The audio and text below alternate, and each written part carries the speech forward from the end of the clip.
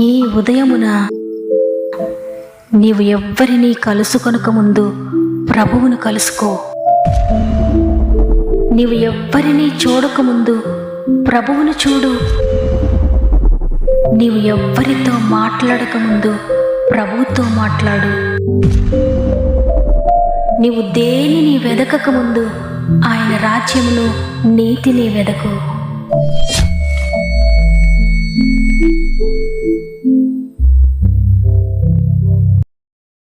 Praise the lord. ఈ ఉదయకాలమున God first అనే వాగ్దాన కార్యక్రమానికి మిమ్మల్ందరినీ హృదయపూర్వకంగా మరొక్కసారి ప్రేమతో ఆహ్వానిస్తూ, ప్రభువును రక్షకుడైన యేసుక్రీస్తు వారి అతి శ్రేష్టమైన నామములో మీ అందరికీ నా యొక్క ప్రత్యేకమైన శుభములు తెలియజేస్తూ ఉన్నాను. ఎలా ఉన్నారు ప్రియ దేవుని బిడ్డలారా? ఉదయాన దేవుడు ప్రతిరోజు ఎన్నో రీతులుగా మనతో మాట్లాడుతూ ఉన్నారు. ఎందుకంటే ఈ లోకంలో మిమ్మల్ని ప్రేమించే వారందరికంటే ఆయనే మిమ్మల్ని ఎక్కువగా ప్రేమిస్తున్నారు. ఏది సరి చేయాలో, ఏది బాగు చేయాలో, ఎవరిని కదపాలో, ఎవరితో మాట్లాడాలో అవన్నీ కూడా ఆయనకు తెలుసు. తగిన సమయంలో ఆయన మీ జీవితాలు విడుదల ఇవ్వబోతున్నారు. అదేవిధంగా మీలో ఇంకెవరైనా సమస్యల్లో ఉంటే మీ ప్రతి సమస్యను నాతో పంచుకోండి. మీ యొక్క ప్రతి ప్రార్థన అవసరత కామెంట్ ద్వారా నాకు తెలియచేయండి. మీరు నలిగిపోతున్న ప్రతి విషయం నుండి దేవుడు మిమ్మల్ని విడిపించాలని ప్రతిరోజు మీ కొరకు దేవుని సన్నిధిలో మొరపెట్టుకుంటున్నాను. ఆయన చేతులు మిమ్మల్ని అందమైన పాత్రగా మలచిపోతున్నాయి. దేవుని బట్టి ధైర్యం తెచ్చుకోండి. సమస్త మహిమ, ఘనత, ప్రభావములు దేవునికే చెల్లునుగాక. ఈరోజు దేవుడు మనకు అనుగ్రహిస్తున్న శ్రేష్టమైన వాగ్దానం కీర్తనలు 85వ అధ్యాయము 12వ వచనము. యెహోవా ఉత్తమమైన దానిని అనుగ్రహించును. ఆమేన్. ఈరోజు ఈ వాగ్దానాన్ని వింటున్న ప్రియ దేవుని బిడ్డలారా, ఈ వాగ్దానాల్లో దేవుని ప్రేమ ఎంత స్వచ్ఛమైనదో ఈ వాగ్దానం ద్వారా మనం తెలుసుకుంటున్నాం. ఆయన నమ్మిన మనల్ని ఎంతో ప్రేమిస్తున్నాడు ఆయన. అందుకే ప్రభు మంచిది మాత్రమే మనకి ఇస్తాడు. ఉత్తమమైన దానిని ఆయన మనకు అనుగ్రహిస్తాడు. ఎందుకంటే ఆయనది నిస్వార్థమైన ప్రేమ. నిన్ను ప్రేమించడంలో ఆయన కంటే గొప్పవాడెవరు కూడా లేరు. నిన్ను క్షమించడంలో ఆయన కంటే గొప్పవారెవరూ లేరు. నిన్ను నన్ను భరించడంలో ఆయన కన్నా గొప్పవారెవరు కూడా లేరు. మనల్ని ఎంతగానో ప్రేమించడం వల్ల ఆయన మనల్ని మరలా క్షమిస్తూ ఉన్నారు. మనలను, మన కుటుంబాలను, మన పరిస్థితులన్నిటి కూడా భరిస్తూ ఉన్నారు. మనకేది ఉత్తమమైనదో, ఏది మేలైనదో అవి మాత్రమే మనకు అనుగ్రహిస్తున్నాడు ఆయన. చాలాసార్లు మనం ఏవేవో అడుగుతూ ఉంటాం. తండ్రి ఇది కావాలి, అది కావాలి. ఆయన ఇవ్వకపోతే అలుగుతాం ఆయన మీద. ఏంటి తండ్రి, ఇంతకాలంగా వివాహం కొరకు ఆ వ్యక్తి కొరకు అడుగుతున్నాను, అయితే ఎందుకు దూరం చేస్తున్నారు తండ్రి? ఎందుకు మీరు నాకు ఇవ్వడం లేదని? అయ్యా, ఇన్ని సంవత్సరాలుగా అడుగుతున్నాను కదా, నాకు గర్భఫలం ఎందుకు ఇవ్వలేదయ్యా అని అలుగుతాం ఆయన మీద. తండ్రి, ఈ వస్తువు కావాలి, ఈ వాహనం కావాలి, ఈ పరిస్థితులు కావాలి, నాకు ఈ ఉద్యోగం కావాలి, ఈ వ్యాపారం కావాలి అని అనేకమైనవి ఆయనను అడుగుతూ ఉంటాం. కానీ ఆయన ప్రార్థన విననట్లుగా మౌనంగా ఉంటారు కొంతకాలం. అప్పుడు మనం విసిగిపోతాం, అలసిపోతాం. ఏంటి తండ్రి అని అడుగుతాం. ఇంతకాలంగా అడుగుతున్నా మీరు మౌనంగా ఉంటున్నారేంటయ్యా, ఈ కార్యం ఎందుకు చేయడం లేదని ఆయన మీద సణుక్కుంటాం. ఒక్కొక్కసారి ఆయన విడిచి దూరంగా వెళ్ళిపోవడం కూడా జరుగుతుంది. ఇవన్నీ ఆయన మౌనంగా భరిస్తున్నాడు. ఎందుకంటే మనల్ని ప్రేమించాడు కాబట్టి. మనల్ని ప్రేమించాడు.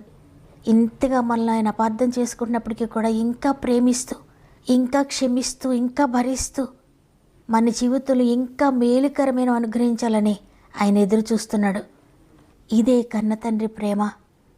చూడండి, తల్లిదండ్రులైన వారు ఎంత బీదలైనా, వారికి ధనం లేకపోయినా, వారికి ఏమీ లేకపోయినా కష్టపడి వారి పిల్లలకు మంచి ఆహారాన్ని ఇవ్వడానికి ప్రయత్నిస్తూ ఉంటారు.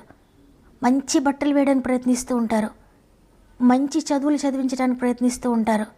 అన్నిటిలో కూడా మేలిమైనవి ఇవ్వడానికి, ఫస్ట్ క్వాలిటీ వారికి ఇవ్వడానికి తల్లిదండ్రులు ప్రయత్నిస్తూ ఉంటారు. ఎందుకంటే వారికి ఏది అవసరమైనా, ఏది కావాలన్నా తల్లిపై, తండ్రిపై పూర్తిగా ఆధారపడ్డాం. అందుకే తల్లిదండ్రులుగా వారి బిడ్డలకు వారి సాయి శక్తుల మేలైనవి అనుగ్రహించడానికి, వారు తినకపోయినా, వారికి ఉన్న లేకపోయినా వారి బిడ్డలకు మాత్రం ఏ లోటు లేకుండా చూసుకుంటారు. కానీ మనుషులమైన మనము ఒక చిన్న బిడ్డ తండ్రిపై, తల్లిపై ఆధారపడినట్లుగా ఆధారపడడం లేదు. కాబట్టి అనేకసార్లు దేవుని దగ్గర నుండి శ్రేష్టమైనవి మనం పొందుకోలేకపోతున్నాం. మనుషులను అనుమానించినట్లుగా ఆయన్ని కూడా అనుమానిస్తూ ఉన్నాం. అది మనకు మేలు కాదని ఆయన ఒకవేళ ఇవ్వకుండా ఉంటే, దేవుడు నాకు ఇవ్వలేదు, ఆయన నా ప్రార్థన వినలేదు అని ఎన్నోసార్లు అలుగుతూ ఉంటాం. ఎంతో పట్టుబడుతూ ఉండే ఒక్కొక్కసారి ఇదే కావాలయ్యా, నాకు వివాహానికి ఈ వ్యక్తే కావాలయ్యా, ఈమె కావాలయ్యా, నాకు ఈ ఉద్యోగమే కావాలయ్యా అన్నట్లుగా ఎన్నోసార్లు దేవుణ్ణి పట్టుపడుతూ ఉంటాం. కొన్నిసార్లు దేవుడు విడిచిపెడతాడు. అప్పుడు చక్క వివాహం జరుగుతుంది, చక్క ఉద్యోగంలో జాయిన్ అయిపోతూ ఉంటారు. కానీ తరువాత తెలుస్తుంది వారికి, దేవుడు వారికి ఎందుకు లేట్ చేశాడో, ఎందుకు ఇవ్వనన్నాడో, ఎందుకు మనం పట్టుపట్టు ఆయన దగ్గర లాక్కున్నామో.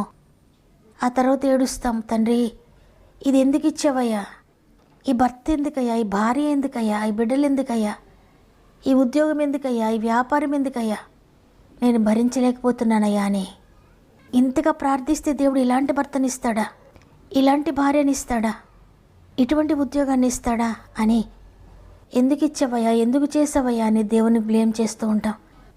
అయితే ఆయన మనకు అన్యాయం చేయడానికి, మనల్ని మర్చిపోవడానికి అన్యాయస్తుడు కాదు.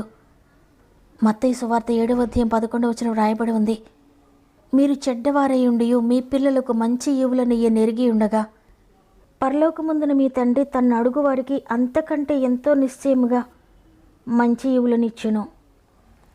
మనుషులమైన మనమే మన బిడ్డలకు అన్నిటిలో కూడా మంచివి ఇవ్వాలని, శ్రేష్టమైనవి ఇవ్వాలని ప్రయాసపడతాం కదా. ఆయన మనకన్నా మంచివాడు, ఆయన మనకన్నా గొప్పవాడు, మనకన్నా ప్రేమ కలిగినవాడు. అందువల్ల ఆయన మనకు ఇంకా మంచి ఈవులను ఇవ్వడానికి ఇష్టపడుతున్నారు, మన కొరకు మంచి ఈవులను సిద్ధపరుస్తున్నాడు. అందువల్ల మనం చేయాల్సిందల్లా ఒక్కటే, మనకు ఏది మంచిదో ఏది కాదో అనేది ఆయనకే తెలుసు. కాబట్టి ఇది కావాలయ్యా, అది కావాలయ్యా, ఇది ఇవ్వండియా, అది ఇవ్వండియా అని అడగకుండా ఆ నిర్ణయాన్ని ప్రభువుకి వదిలేయాలి. అలా ఆయన చిత్తానికి విడిచిపెట్టినప్పుడు ఆయన తప్పక ఉత్తమమైన దాన్ని మనకు అనుగ్రహిస్తాడు. చూడండి, యాకోబు పత్రిక 1:17 వ్రాయబడి ఉంది, శ్రేష్టమైన ప్రతి ఈవియు సంపూర్ణమైన ప్రతి వరమును పరసంబంధమైనదై జ్యోతిర్మయుడుగు తండ్రి యొద్ద నుండి వచ్చును. శ్రేష్టమైన ప్రతి ఈవి కూడా ఆయన దగ్గర నుండి వస్తుంది. ఆయన మనకు అనుగ్రహించడానికి ఇష్టపడుతున్నాడు. కీర్తన గ్రంథంలో ప్రభు అంటున్నాడు, నన్ను అడుగుము, జనములను నీకు స్వాస్థ్యముగాను భూమిని దిగంతముల వరకు సొత్తుగా నేస్తాను. నీవు నా కుమారుడవు, నేను నిన్ను కని ఉన్నానని.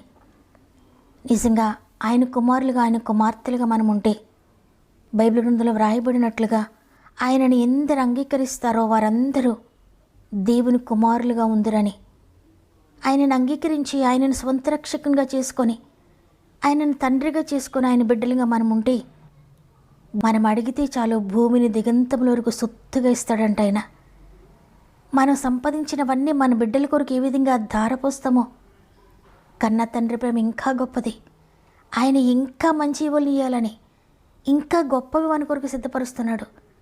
మనం ఊహించిన దానికంటే, మనం అడిగిన దానికంటే ఉన్నతమైన ఇవ్వడానికి ఆయన ఇష్టపడుతున్నాడు.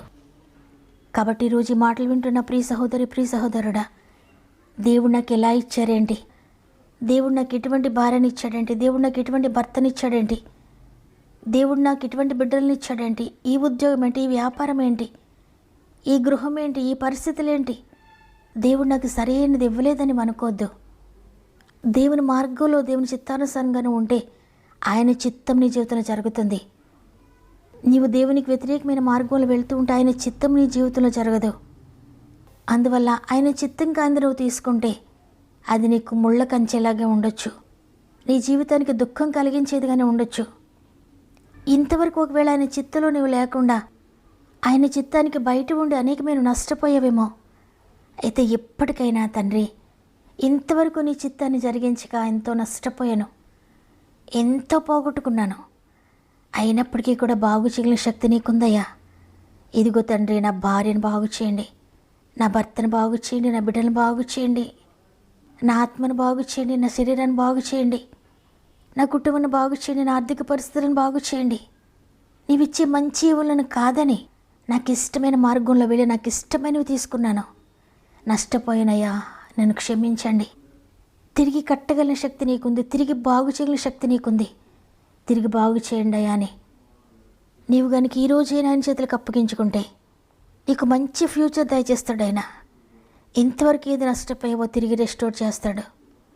కాబట్టి ఈరోజు మనందరం కూడా దేవుని సన్నిధిలో మోకరించి నీ చిత్తానుసారంగా ముందుకు నడిచి గొప్ప భాగ్యాన్ని నాకు దయచేయండి అయ్యా అని ప్రార్థన చేద్దాం. ప్రేమగల తండ్రి, నీకు వందనాలు. నీ కృపను బట్టి మరొక దినాన్ని మాకు ఇచ్చారు అయ్యా. ఈ దినాన్ని కూడా మరల మాతో మాట్లాడారు స్పష్టంగా. నేను మంచి ఈవులనిచ్చే ప్రభువును, మీరు భయపడకండి, నాపై ఆధారపడండి అని సెలవిచ్చావు. అయితే అనేక మంది నీపై ఆధారపడలేక ఇంతవరకు అనేకమైన నష్టపోయిన వారు ఉన్నారయ్యా. అయితే మరలా నీ దగ్గరికి వస్తూ ఉండగా తిరిగి రెస్టోర్ చేయండి, తిరిగి సరిచేయండి, తిరిగి బాగు చేయండి అయ్యా. ఎవరైనా ఎందుకు ఇచ్చావయ్యా, ఇలా ఎందుకు ఇచ్చావయ్యా, ఇది ఎందుకు ఇచ్చావయ్యా, ఇలా ఎందుకు చేశారయ్యా, నాకెందుకయ్యా ఇలా అయింది, ఇటువంటి కుటుంబం నాకెందుకయ్యా, ఇటువంటి జీవితం నాకెందుకయ్యా అని ఒకవేళ అడుగుతున్నారేమో వారందరినీ క్షమించండి. మంచి ఈవులనిచ్చేదేవా, శ్రేష్టమైనవి ఉత్తమమైనవి అనుగ్రహించేదేవా, నీకు తెలుసయ్యా నాకు ఏది ఇవ్వాలో, ఎటువంటిది ఇవ్వాలో. మీరు ఏది చేసినా మంచి చేస్తారయ్యా, మీరు ఏది ఇచ్చినా మంచిది ఇస్తారయ్యా. మంచి గోధుమలతో తృప్తిపరుస్తారని వాగ్దానం చేశారయ్యా అని ఎంతమంది నీకు సమర్పించుకుంటూ ప్రార్థిస్తున్నారో పరిశుద్ధాత్ముడ ప్రతి ఒక్కరి జీవితంలో అద్భుత కార్యములు జరిగిస్తున్నందుకు, ఆశ్చర్యకరమైన రీతిగా వారిని నడిపిస్తున్నందుకు, అద్భుతకరమైన ఫ్యూచర్ని వారికి దయచేస్తున్నందుకు వందనాలు చెల్లించుకుంటున్నాను.